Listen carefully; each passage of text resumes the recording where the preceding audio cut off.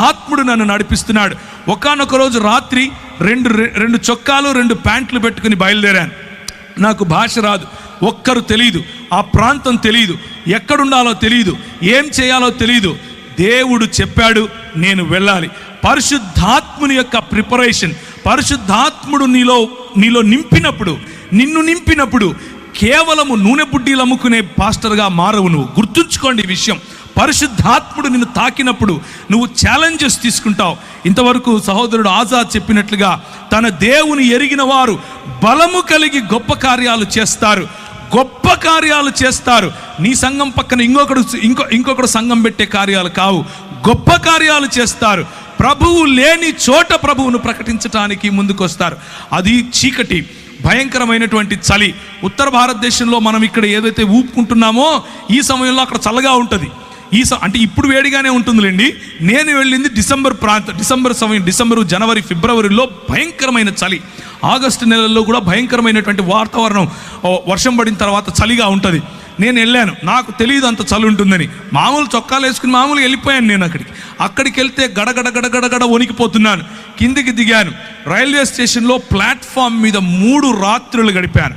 3 రాత్రులు ప్రార్థన, ఉదయాన్నే లేయటం, వాక్య పరిచర్యకి వెళ్తాం, ప్రార్థన, ఉదయాన్నే లేయటం. ప్రభు నాకు చెప్తున్నాడు, ఫలానా టెంపో ఎక్కు, ఫలానా చోట దిగు, ఫలానా ఇంటికెళ్ళు, ఫలానా వాడితో మాట్లాడు. ఆయన చెప్పినట్లుగా మరి ముందుకెళ్ళటానికి దేవుని పరిశుద్ధాత్మ యొక్క శక్తి, పరిశుద్ధాత్ముడు మనల్ని నింపినప్పుడు, పరిశుద్ధాత్ముడు మనలో ఛాలెంజ్, సవాలు విసిరినప్పుడు మనం తీసుకోగలగాలి. 2 చొక్కాలు 2 ప్యాంట్లతో వెళ్ళానని చెప్పాను. చేబులో నా దగ్గర 500 700 డబ్బులున్నాయి.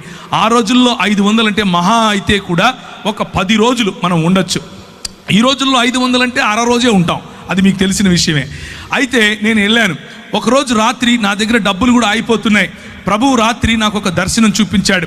ఒక ఇల్లు, దానిపైన జూలాగర్ అని రాస్తుంది. జూలాగర్ అంటే ఇంట్లో పిల్లలు పెట్టుకోవటానికి ఉండేటటువంటి ప్రదేశం. ఆ ఇల్లు నాకు కనిపించింది. లోపల ఒక రూమ్ చూపించాడు. ఒక చైరు, ఒక బల్ల, దాని మీద ఒక గ్లాసు, దాంట్లో అంటే చెంబు, దాంట్లో నీరు, ఒక కాట్ అంటే ఒక మంచం. ఆ మంచం మీద మంచి పరుపు, గల్లగా ఉండేటటువంటి ఒక బెడ్షీట్. ఇది నాకు కనిపించింది. రాత్రి ఆ దర్శనం చూశాను. ఉదయం పరిశుద్ధాత్ముడు నడిపిస్తున్నట్లుగా నడుస్తున్నాను.